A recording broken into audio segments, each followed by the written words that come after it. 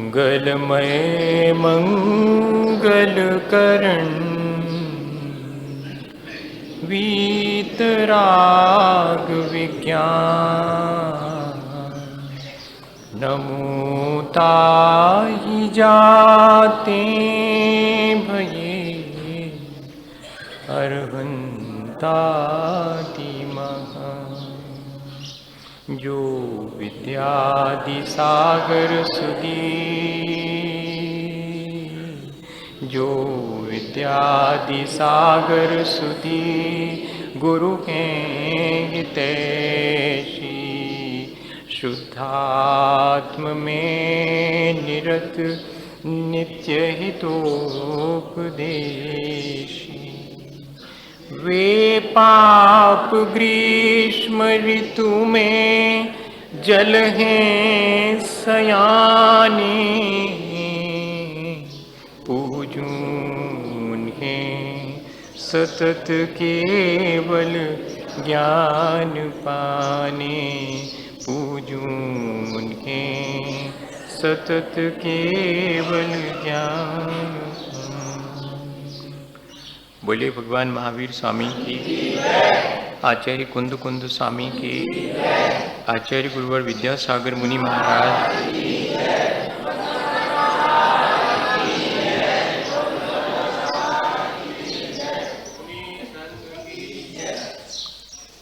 हम सभी लोगों ने पिछले कई दिनों एक साथ मिल बैठकर अपने जीवन को अच्छा बनाने की प्रक्रिया पर विचार किया है। आचार्य भगवंतों ने श्रावक और साधु दोनों के लिए अपनी अपनी भूमिका के अनुसार अपने जीवन को अच्छा बनाने की प्रक्रिया दी है। हमने उसी प्रक्रिया पर विचार किया है। आज के वर्तमान के संदर्भ में हम उसमें से कितना कर सकते हैं, ये हमने अपनी छोटी सी बुद्धि से ऐसा विचार किया है। आचार्य भगवंतों ने सबसे पहले अपने जीवन को अच्छा बनाने के लिए दृष्टि की निर्मलता की बात की है। हमारे मन में अपनी दृष्टि को निर्मल बनाने का विचार होना चाहिए। और इतना ही नहीं, जिन्होंने अपनी दृष्टि को निर्मल बना लिया है और जो इस संसार से पार हो गए हैं, उनके प्रति हमारे मन में श्रद्धा और विश्वास होना चाहिए। वो श्रद्धा और विश्वास हमारी दृष्टि को निर्मल बनाने में सहयोगी होता है। 3 चीज़ें हैं जिनसे हम चाहें तो अपनी दृष्टि को मलिन भी कर सकते हैं, अपनी दृष्टि को अच्छा भी बना सकते हैं। हमारा अपना एनवायरनमेंट, हमारा अपना एजुकेशन और हमारा अपना एक्सपीरियंस, ये 3 चीज़ें जो हमारे जीवन में हम लोग रोज़ इन चीज़ों को हम देखते हैं। हम जिस तरह के वातावरण को अपने अनुसार तय कर लेते हैं, हर व्यक्ति जिस तरह की संगति पसंद करता है वो अपने जीवन में दृष्टि भी वैसी ही बना लेता है, या जिसकी जैसी दृष्टि होती है वो वैसा एनवायरनमेंट पसंद करने लगता है। जिस व्यक्ति की जैसी दृष्टि होती है उसका अनुभव भी जीवन का वैसा ही होता है। सबके जीवन का अनुभव क्यों अलग अलग है?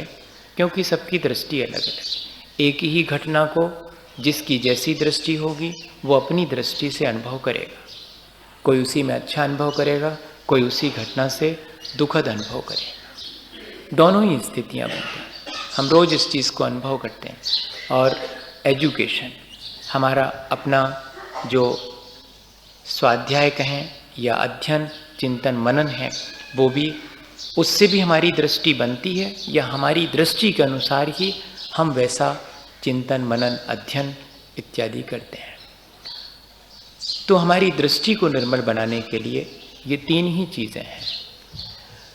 और इन तीनों चीज़ों के माध्यम से हमने पिछले दिनों विचार किया है कि हम स्वाध्याय करें अपनी दृष्टि को निर्मल बनाने के लिए, हम अपने जीवन में जो भी अनुभव करते हैं और जो लोग अपने जीवन में अनुभव कर रहे हैं, ऐसे मुनिजनों के, गुरुजनों के निकट बैठ करके हम भी अनुभव करें और हमारा जो एनवायरनमेंट हो, हमारा जो आसपास का वातावरण हो, वो भी हमारे लिए अपनी दृष्टि को निर्मल बनाने में ही कारण बने।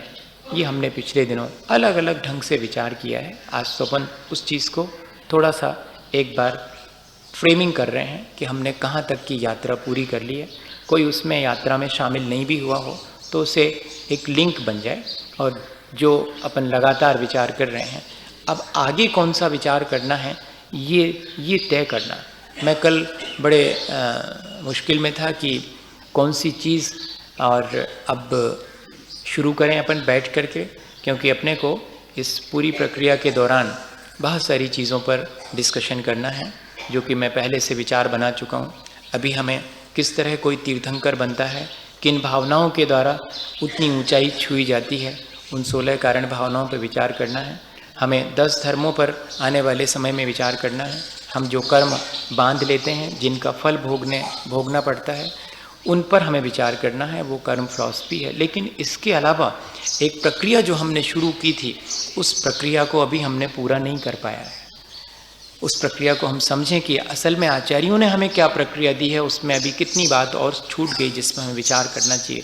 वो अचानक ही मुझे याद आया कि अभी पूरी बात नहीं हुई है। हमने दृष्टि की निर्मलता के बारे में समझा।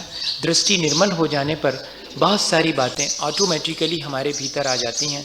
फिर जो संसार की वास्तविकता है उस पर हमें कोई संदेह नहीं होता। फिर हमें सारी चीज़ें ठीक जान पड़ती हैं कि हाँ, ठीक ही तो आचार्यों ने ऐसा लिखा है। हम फिर संदेह नहीं करते, इतना हमारा विश्वास हो जाता है कि जिसमें संदेह के लिए कोई गुंजाइश नहीं होती। फिर हमारे भीतर ऐसी योग्यता आ जाती है कि हम संसार की कोई भी ऐसी आकांक्षा नहीं करते हैं जिससे कि हमारा संसार बढ़े, हमारा संसार घटता ही चला जाए। हमें सच्चे देवगुरु शास्त्र का सानिध्य बना रहे, बस उतना ही हमें संसार की आकांक्षा है और कोई सांसारिक आकांक्षा नहीं है, वो कम हो जाती है। जो लोग संसार की वास्तविकता को समझकर सच्चे मार्ग पर चल रहे हैं, उनके प्रति हमारे मन में फिर घृणा का भाव नहीं आता। फिर कोई हमें कितने भी रास्ते बताए, हमने एक बार अपनी दृष्टि को ठीक बना लिया है तो हम उसी रास्ते पर आगे बढ़ते हैं। उस रास्ते पर और भी लोग हमारे साथ चलते दिखाई पड़ते हैं जो उस रास्ते पर चल रहे हैं। उनके दोष देख करके कभी हम व्यथित नहीं होते हैं और ना हम दूसरे से उनके दोषों को कहते हैं। वो अगर अचानक साथ चलने वाले गिरने लगते हैं या चूक जाते हैं कहीं, या हम ही अपने परिणामों में चूकने लगते हैं, तो हम अपने को संभाल लेते हैं।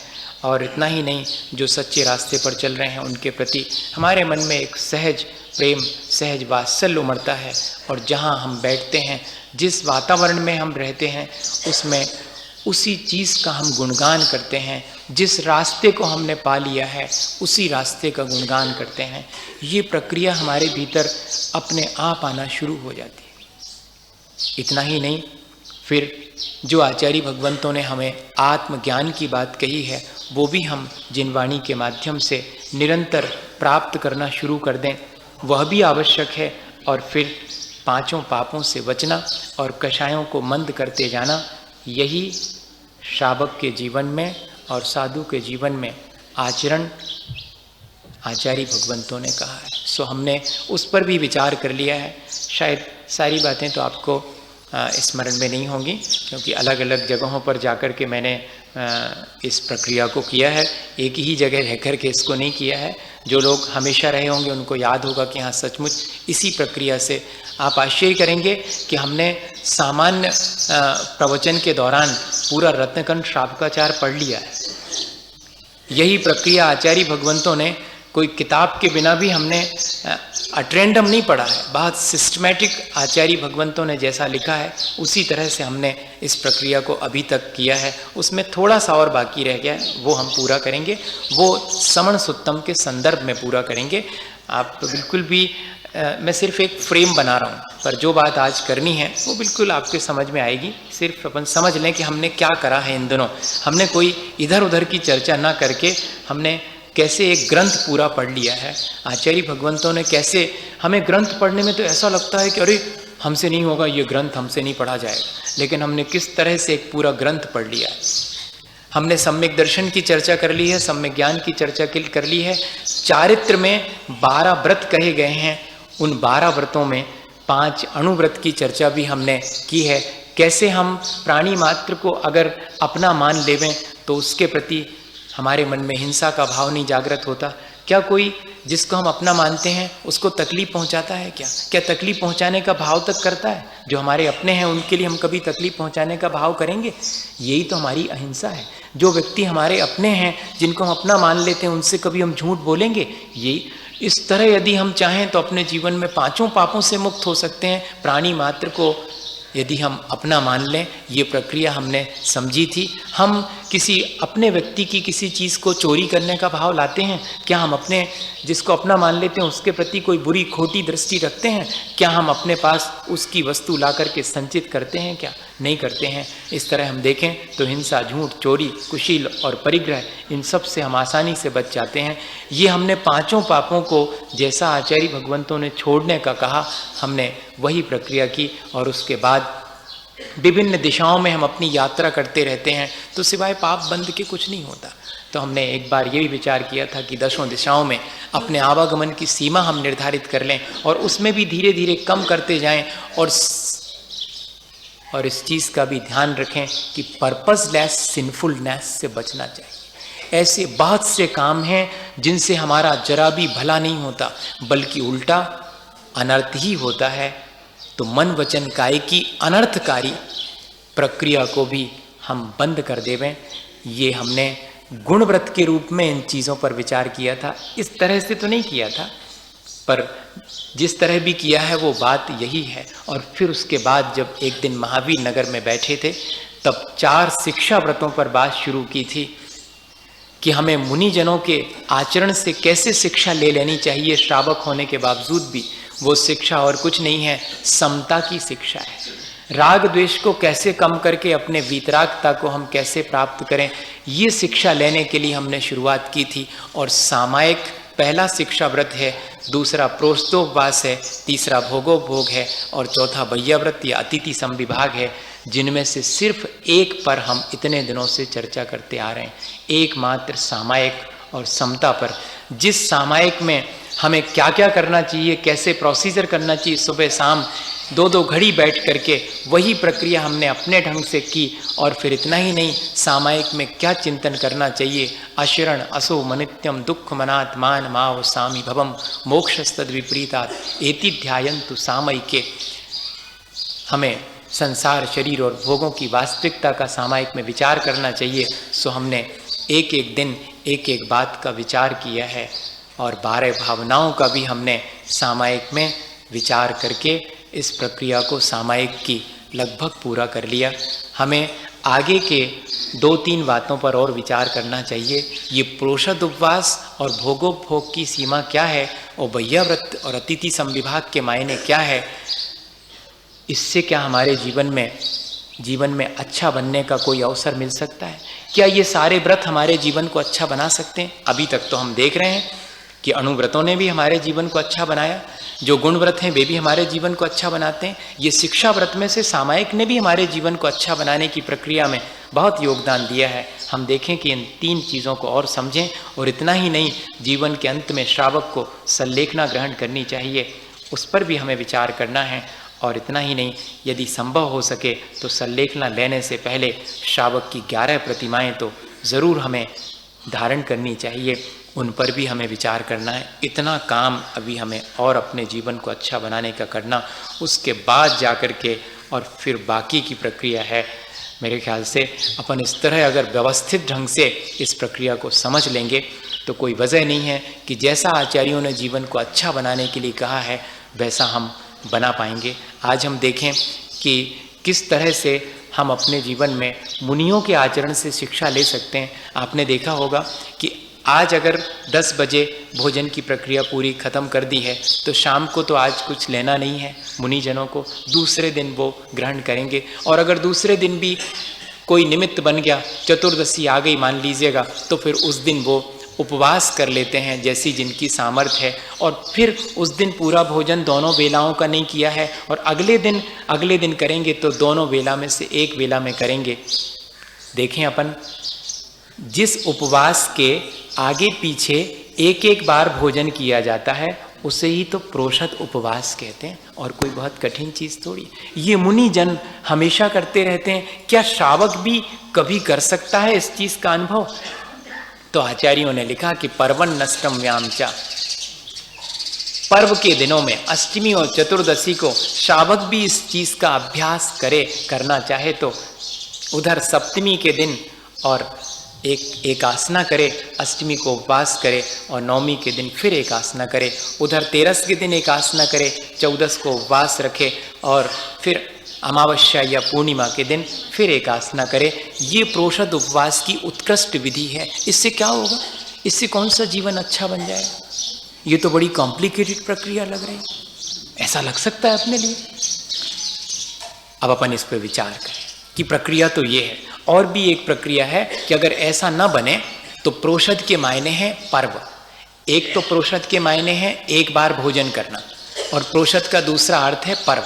अगर पूजपा स्वामी के चरणों में बैठेंगे तो वो कहेंगे प्रोषद के मायने हैं पर्व, तो पर्व के दिन उपवास करने का नाम प्रोषदोपवास। ये पूजपा स्वामी से पूछेंगे तो कहेंगे, और समंतभद्र आचार्य महाराज के चरणों में बैठ के पूछेंगे तो वो कहेंगे प्रोषद के मायने हैं एक बार भोजन करना। जिस उपवास के आगे पीछे एक बार भोजन किया जाता वो प्रोषदोपवास। दोनों परिभाषाएं अपने आप में सही हैं। और फिर बाद में श्रावकों की सुविधा के लिए आसाधर जी पंडित जी से अगर पूछेंगे तो वो कहते हैं कि उत्तम, मध्यम और जघन्य 3 विधियां हैं। अगर आपसे सधे तो एक दिन एक आसना, फिर उपवास और फिर एक आसना करना। नहीं सधे तो कम से कम उपवास करना, और वो भी नहीं सधे तो सप्तमी, अष्टमी, नवमी तीनों दिन एक आसना कर लेना। ये जघन्य प्रोषदोपवास। 3 प्रक्रियाएं हो गई। अब लेकिन इस प्रक्रिया को क्यों रखा, सवाल ये है, इससे हमारे लिए लाभ क्या मिलने वाला है और भोग के परिमाण करने से क्या लाभ मिलने वाला है। असल में हम अगर देखें तो हमारे मन में जो विषमता है, जो आकुलता है, वो किस बात की है? चीजें हमें प्राप्त हो जाने के बाद भी उन चीजों का संतोष नहीं होता है और हमें आकुलता बनी रहती है, और कोई चीज अगर हमें नहीं मिलती है तो आकुलता और बढ़ जाती है। आचार्य भगवंत हमसे इस बात का अभ्यास कराना चाह रहे हैं कि चीजें होते हुए भी उनके प्रति अनासक्ति का भाव रखो, ताकि चीजों से होने वाली आकुलता से बच सको, और जिस दिन वो चीज ना मिले उस दिन भी उसके अभाव में होने वाली आकुलता से बच सको। जिसके पास कुछ है ही नहीं वो अगर उस चीज का त्याग कर देवे तो कोई महत्वपूर्ण नहीं है। मेरे पास सब कुछ था, भोजन करने के लिए मेरे पास सामग्री है, फिर भी आज मैं 4 प्रकार के भोजन का त्याग कर सकता। खा सकता था मैं, लेकिन मैं आज नहीं खाऊंगा। ये बात हमारे मन को कितना कॉन्फिडेंस देती है, ये बात हमारे आत्मविश्वास को कितना बढ़ाती है, इस बात पर हमें विचार करना चाहिए। हजारी प्रसाद द्विवेदी ने लिखा कि सामान्य व्यक्ति हैं वो, एक राइटर हैं वो, हजारी प्रसाद द्विवेदी साहित्यकार हैं, लेकिन उनकी किताब में मैंने पढ़ा कि जो व्यक्ति उपवास नहीं करता या जिसने कभी उपवास नहीं करा वो जीने का आनंद ही नहीं जानता। अरे ऐसा भी हो सकता क्या? क्या कहना चाह रहे हैं? मैं विचार करता रहा। उपवास के दिन एक एक सांस बड़ी मुश्किल से गुजरती है, तब मालूम पड़ता है कि जीवन की सांसें कितनी कीमती हैं। वो कह रहे हैं कि उपवास करके ही व्यक्ति जान सकता है कि जीवन कितना कीमती है या कि भोजन की कीमत कितनी है। वैसे तो खूब खाते पीते रहते, पता ही नहीं लगता कैसे जिंदगी बीतती चली जा रही, खाने पीने में ही बीतती चली जा रही। उस दिन तो सारा दिन खाली है, काटे नहीं कटता, ये काम कर लो वो कर लो, अब तो कुछ सूझ ही नहीं रहा।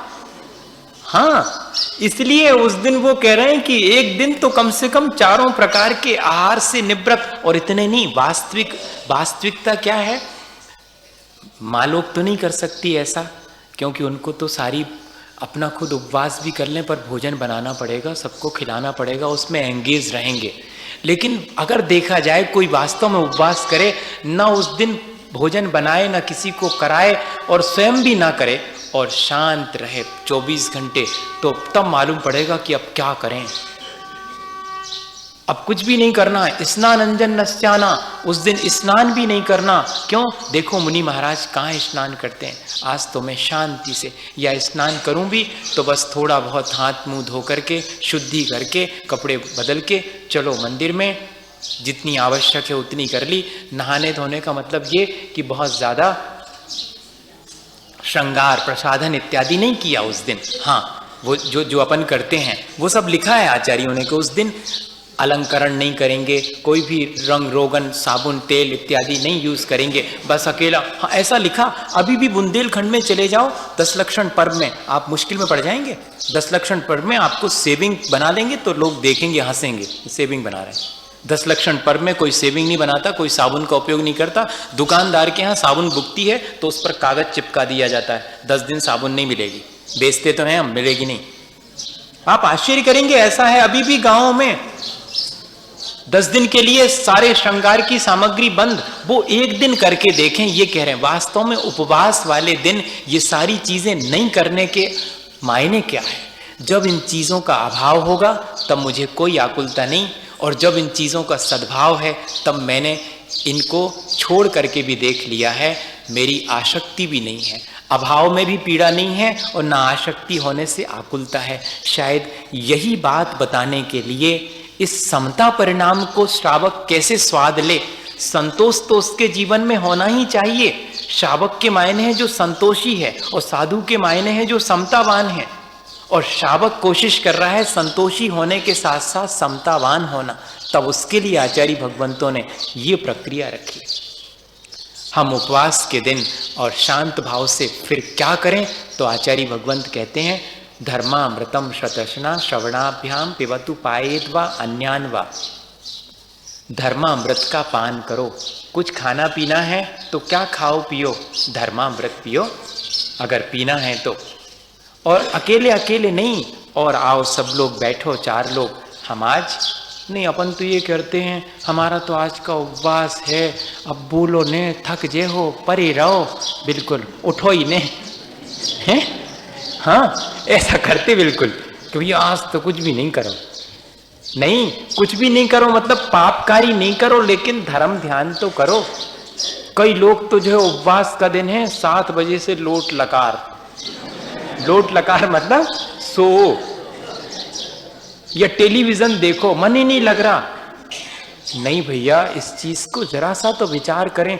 एक व्यक्ति हमको छतरपुर में मिले, बहुत सामान्य सी बात बता रहा हूँ, बहुत प्रैक्टिकल बता रहा हूँ आपको कि कैसे एक आध दिन स्वाद तो लेके देखें आप इस प्रक्रिया का भी। वो व्यक्ति कहते थे हमसे, बोले महाराज और तो बाकी आपका सब समझ में आया, आप एक ही कमरे में रहे आते हैं दिन भर, थोड़ा बहुत यहाँ वहाँ उठ के जाते हैं, बाकी एक ही जगह बैठे रहते हैं, अपन से तो नहीं होता। और महाराज एक बात आपसे पूछें, जब यहाँ रास्ते से जब बाजी वगैरह निकलते तब आपका मन उठ के देखने का नहीं होता?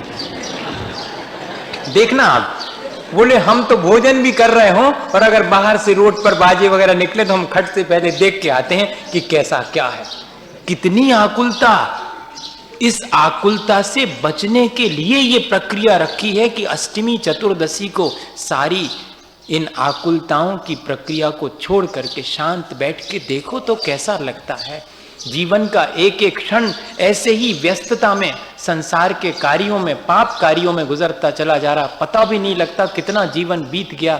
एक दिन ऐसा हो जिसमें हम बहुत शांति से अपना जीवन व्यतीत कर रहे हैं, कोई विकल्प नहीं है, ना खाने का विकल्प है, ना खिलाने का विकल्प है, ना घर गृहस्थी के कोई कार्य करने का विकल्प है, बस शांति से हम बैठे हैं और प्रसन्न चित्त होकर के स्वयं 7 दिन भैया चलो, हम कह रहे 15 दिन में नहीं तो महीने भर में एक आध दिन तो निकालना चाहिए ऐसा, जिस दिन हम शांत होकर के सारे शांत।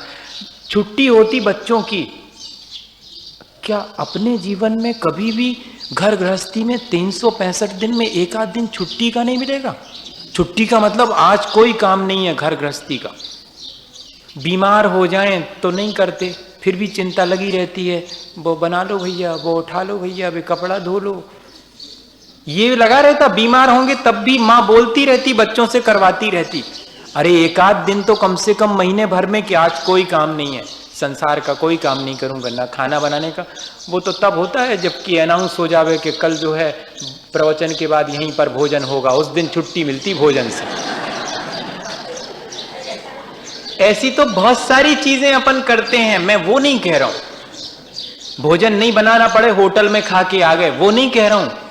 मैं ये कह रहा हूं कि जिस दिन मुझे भोजन का कोई विकल्प नहीं है, ना करने का, करवाने का, ना अपने किसी भी सांसारिक कार्य का, ऐसा कोई दिन है, इतनी जिंदगी निकल गई, 60-60 70 साल के लोग बैठे होंगे, इतनी निकल गई, एक आध दिन ऐसा बीता, एक भी दिन ऐसा नहीं हुआ होगा। आचार्य भगवंतों ने इसलिए अपने जीवन को अच्छा बनाने के लिए ये प्रक्रिया, मैं सोचता रहा कि ये प्रक्रिया बड़ी कठिन है, क्यों रखी है। नहीं, इस प्रक्रिया का भी कभी अभ्यास करना चाहिए, स्वाद लेना चाहिए। रोज भोजन की सामग्री अपने सामने आती है, उस पर भी अपना अंकुश होना चाहिए। 4 चीजें ही खाऊं, भले ही 10 सामने आ गई हैं।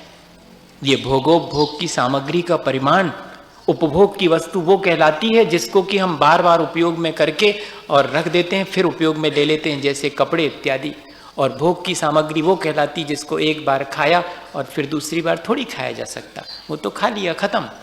वो तो खाने पीने की आहार सामग्री भोग की सामग्री कहलाएगी, पहनने ओढ़ने के वस्त्र उपभोग सामग्री कहलाएगी। इसका कोई लिमिटेशन है? एक आध दिन ऐसा है जिसमें हम यही कहें कि आज तो 2 ही जोड़ी कपड़े बदलेंगे, बार बार नहीं बदलेंगे, आज तो हम इतनी ही चीजें भोजन में ग्रहण करेंगे। ये इससे करने से क्या होगा, हमारे अंदर एक संतोष भावना उत्पन्न होगी, श्रावक के अंदर। और इतना ही नहीं, विपरीत परिस्थितियों में, अभाव में, उन चीज़ों के नहीं होने पर, हमने तो कई बार ऐसा अभ्यास कर लिया, उन चीज़ों के नहीं मिलने पर कोई बात नहीं, आज ये चीज़ नहीं है चलेगा, हम तो कई बार इस चीज़ को त्याग करके देख चुके हैं, हमारा उसके बिना भी चल जाता है। नहीं तो हम लोग इतने एडिक्ट हो जाते हैं इस सारी प्रक्रिया के कि एक दिन भी उस चीज़ के अभाव में हमें तकलीफ होने लगती है, और उसके सद्भाव में भी आकुलता ही बनी रहती है। उस आकुलता से बचने के लिए ये प्रक्रिया शायद आचार्यों ने रखी है।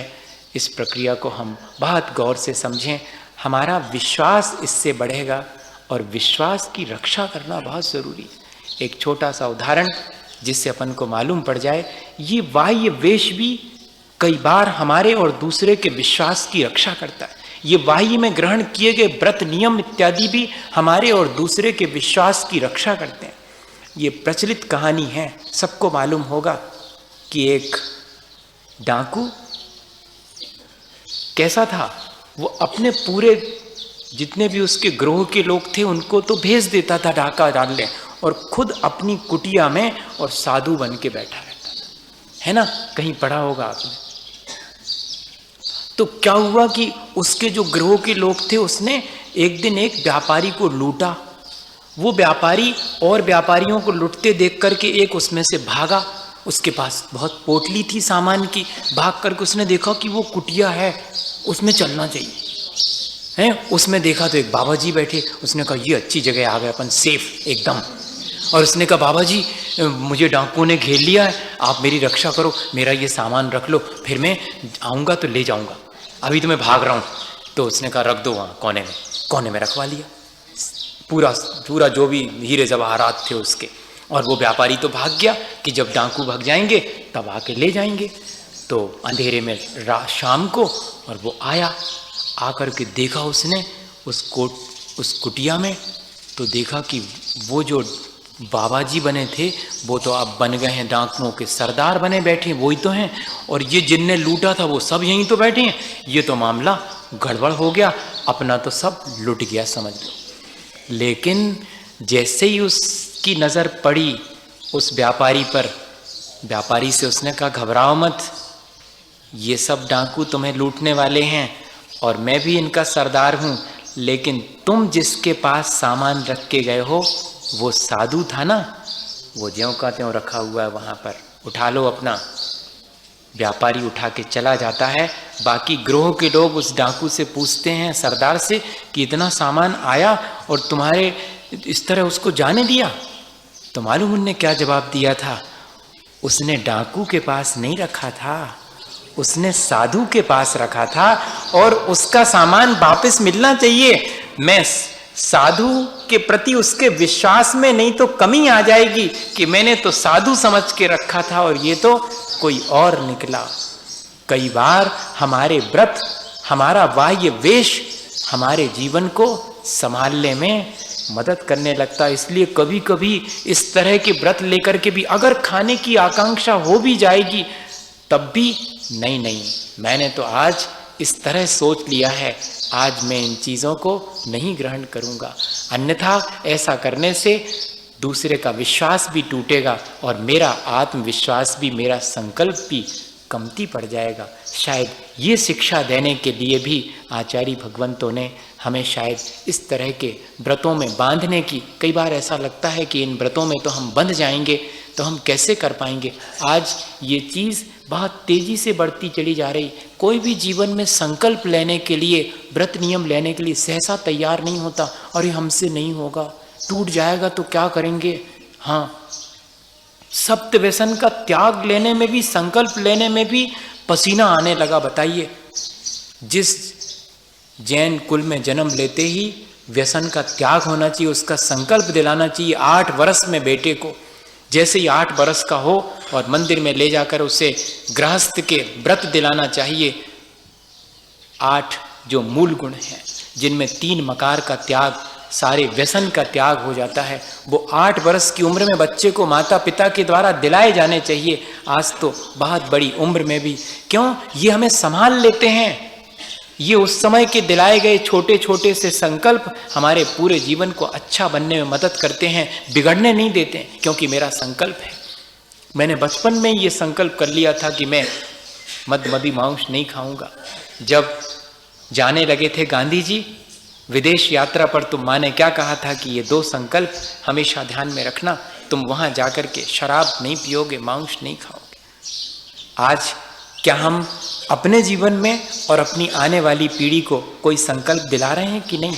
अपने जीवन को अच्छा बनाने की प्रक्रिया में सिर्फ विचार ही आवश्यक नहीं है। विचार तो हमने किया, लेकिन हम अब यह भी विचार करें कि हमारे जीवन में कोई संकल्प लिया है या नहीं लिया है। संकल्प से हमारा जीवन कई बार पतित होने से बच जाता है, और इतने ही नहीं, हमारे जीवन में उस संकल्प लेने से संतोष भी आ जाता है। उसके लिए और अपन एक छोटी सी घटना से इस बात को समझने की कोशिश करें कि कैसे हमारे जीवन में भोगोपभोग की सामग्री का क्या कहते हैं उसको, नियमन कर लेने से, भले एक दिन के लिए करो। अभी हम देखते हैं छोटे छोटे बच्चे और एक दिन का नियम लेके जाने लगे।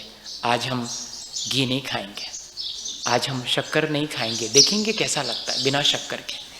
आपने शायद कभी अपने जीवन में ऐसा करके नहीं देखा होगा, और वे आज ही से इस चीज एक दिन के लिए करने में क्या मजा लो, देखेंगे कैसा लगता है। दूसरे दिन तो खा ही लेंगे, 2 नहीं खा लेंगे चलो, लेकिन एक दिन नहीं खाई है, इस चीज का आनंद, उस चीज का संतोष हमने अपने मन से। और जिस दिन अगर नहीं मिलेगी उस दिन क्यों नहीं है, होना चाहिए, ऐसा नहीं आएगा। हम तो 2-4 बार ऐसा करके देख चुके हैं, बिना शक्कर का भी हमने दूध पी लिया है। ऐसा करके अगर जिसने देखा होगा वही आसानी से अभाव की स्थिति में भी शांत रह सकेगा, और सद्भाव होने पर भी गाफिल नहीं होगा, आसक्त नहीं होगा। ये बात प्रैक्टिकल सी चीज है, करने की है, हमारे अपने संतोष को बढ़ाने वाली। क्या हुआ, एक किसान था, बहुत सीधा साधा सच्चा और बहुत खुश रहता था। आज इतनी सी बात करनी है और अपना समय भी पूरा हो गया। हाँ, बहुत छोटी छोटी बात करी अपन ने। कल से फिर भैया व्रत पर समझेंगे कि क्या होती भैया वृत्ति और कैसे की जाना चाहिए अतिथि संविभाग, उससे कैसे हमारा जीवन ऊंचा उठेगा। क्या हुआ, वो किसान था और बहुत सीधा साधा अपना थोड़ा सा काम करता था, बड़ा संतोषी और खुश रहता था। जो जितना संतोषी है वो उतना खुश रहेगा। दुख किसको होगा, जो जितना असंतोषी। अपने जीवन में अनुभव करके देख लें, अपने एक्सपीरियंस से। हमने आपको पहले बता दिया आज के लिए 3 चीजें, एजुकेशन, एक्सपीरियंस और एनवायरनमेंट। ये हमारे दृष्टिकोण को निर्धारित करते हैं, या हमारा दृष्टिकोण इन तीनों को निर्धारित करता है। हमारे जीवन का अनुभव हमारे दृष्टिकोण को बदल सकता है, या फिर हमारा जैसा दृष्टिकोण होगा हमारे जीवन में हम वैसे ही अनुभव करेंगे। आप देख लें अपने अनुभव से इस चीज़ को कि जितना असंतोष हमारे जीवन में बढ़ता है उतना ही दुख आता है, और जितना संतोष बढ़ता है उतना ही हम खुशी होते हैं, उतना ही हम सुख पाते हैं। रोज का सबका अनुभव है, कोई शिक्षा अलग से पाने की आवश्यकता नहीं, अपने अनुभव से जान सकते हैं। वो बहुत सुखी था। एक दिन उनके यहाँ पर एक व्यक्ति आया, वो शहर से आया था। उसने कहा कि तुमने कभी हीरा देखा? हीरा? उसने कहा ये क्या होता है? एक एक पत्थर होता है। पत्थर तो मैंने बहुत देखे हैं। नहीं नहीं, वो पत्थर ऐसा होता है। कैसा होता है?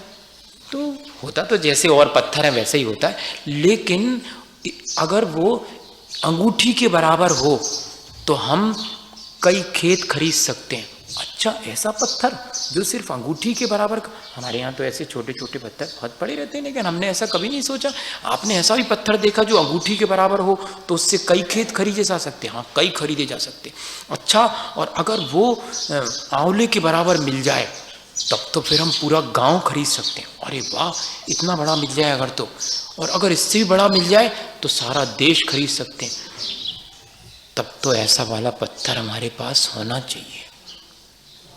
अब भीतर भीतर शुरू हो गया काम। वो तो चला गया शहर बता करके कि अंगूठी के बराबर हो तो कई खेत खरीद सकते हो, और उससे और बड़ा हो तो गांव, और उससे बड़ा हो तो देश। अब मैं खोजूंगा उस पत्थर को। अभी तक तो खोजता था मैं खाने पीने की सामग्री जिससे पेट भर जाए, जिससे कि शांति मिले। नहीं, अब खाने पीने की सामग्री मिल जाने पर शांति नहीं मिलेगी। अब तो सारे खेत खरीद सकूं, वो पत्थर का टुकड़ा जब मिलेगा तब शांति मिलेगी। हो गई शुरुआत। अभी बढ़िया से खा पी रहे थे, खुशी थे, सब बातों का कोई दुख नहीं था किसी तरह का, बड़ा संतुष्ट जीवन था। लेकिन अब वो पत्थर कम से कम अंगूठी बराबर मिल जाए, बाजू वाले का खेत खरीद लूं, थोड़ा और अच्छा रहेगा। अपने खेत में तो उतना हो ही नहीं पाता, जबकि काम चल रहा है। ऐसा नहीं है कि नहीं चल रहा। सब ये उदाहरण है, अपने जीवन पर घटित कर लो। जब अपन पहले भी जीते थे, मान लो 10 साल पहले का याद करना, घर जा करके 10 साल पहले कितनी कम चीज़ों में काम चल जाता था। मिक्सी नहीं थी तो कोई बात नहीं, हीटर नहीं था तो भी काम चलता था, गीजर नहीं था तब भी पानी कैसे ही गर्म करके और निकाल लेते। अब तो सब है, इसके बाद भी शांति तो क्योंकि तो जैसी पहले अशांति थी वैसे ही आज भी है। सोचा जरूर था कि जब मिक्सी आ जाएगी इसे पीसना नहीं पड़ेगा, झगड़ा खत्म हो जाएगा, लेकिन आने के बाद भी नहीं आई, गायब हो गई। अब शुरू हो गई उसकी यात्रा। उसने कहा कि बाहर अगर खोजने जाना है तो कुछ पैसा हाथ में होना चाहिए। कहते हैं उसने अपना आधा खेत बेचा और निकल पड़ा खोजने के लिए। नहीं मिला, बच्चों को खबर भेजी, बहुत सारा पैसा तो खोज में ही लग गया, विभिन्न यात्राओं करने में। वो पत्थर ही नहीं मिल रहा है जिसके बारे में कहा था। तुम आधा खेत और बेच के मुझे मदद करो आर्थिक रूप से। और वो आधा खेत भी बिक गया और सारा कुछ उसने घूम लिया उस पत्थर की खोज में कि वो मुझे मिल जाए। और जब एक दिन मालूम पड़ा कि ये वही पत्थर है, तब तक उसके पास यात्रा में इतना आर्थिक व्यय हो चुका था कि उस पत्थर को खरीद सकने की कीमत उसके पास नहीं थी। वो तो अपने घर के सारे गहने बेच चुका था, अपनी सारी संपत्ति बेच चुका था। तब वो मिला भी तो उसे खरीदने के लिए उसके पास पैसा नहीं था। इस बात का उसको इतना डिप्रेशन हुआ कि एक दिन नदी में कूद करके उसने अपना अंत कर लिया। देखना आप, अभी पूरा नहीं हुआ मामला, अभी ठहरो। एकदम कैसे? इतने में ही अगर जीवन खत्म हो जाता तो बहुत अच्छा था। अभी तो अब उधर देखना आप, जिसको उसने खेत बेचा था, हैं? जिसको उसने खेत बेचा था वो व्यक्ति एक दिन अपने खेतों में पानी देने के लिए, और जब उसने खेत लिया तो उसने देखा कि पानी कहाँ से लें, तो 25-50 कदम पर एक नाला बहता था। उस नाले में थोड़ा पानी था, वहाँ से उसने पंप सेट अरेंज किया। अब ये नया किसान आया था, उसने शुरू किया और वहाँ जा कर के देखा तो वहाँ छोटे छोटे ढेर सारे उस नाले में चमकदार पत्थर पड़े हुए थे।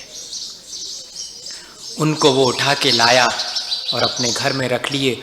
वही व्यक्ति जो पहले वाले किसान के पास आया था वो फिर आया और उसने कहा कि क्यों, तुम कौन हो? ये तुम्हारे पास इतने कीमती कीमती पत्थर जो मैंने बताए थे, क्या तुम्हें मिल गए? उसने कहा, सुनो, मैं वो किसान नहीं हूँ, मैंने तो उस किसान से ये खेत खरीदा है। इस खेत के 50-100 फीट दूर पर ही जब मैं पानी लेने गया तो वहाँ पर ये पड़े थे, मैं उठा के लाया, मैंने अपने ड्राइंग रूम में इनको सजा के रखा है। अरे बुद्धू, तुम नहीं जानते हो, ये बहुत बेशकीमती हैं, एक एक से तुम कई खेत खरीद सकते हो, तुम नहीं जानते ये हीरे हैं। उसने कहा, ये तो बहुत पड़े हैं वहाँ पर, चलो मैं तुम्हें दिखाता हूँ। दिखाने ले गया तो बहुत पड़े हुए थे। अब वो स्वयं सोच रहा है कि वो पहले वाला किसान कितना बुद्धू था, दुनिया भर में खोजने निकला और अपने ही खेत के बाजू में, कहीं ऐसा तो नहीं है अपने साथ भी? अब हो गई पूरी कहानी। कहीं ऐसा ही तो नहीं है पूरी जिंदगी और दूसरी चीजों में सुख मिलेगा, वो मिल जाएगा तो सुख मिलेगा, वो मिल जाएगा तो सुख। अरे कुछ तो लिमिट करो, कुछ तो सीमा बांधो। कितनी चीजें रखते चले जाएंगे जिनमें सुख नहीं मिला, और चाहिए हैं।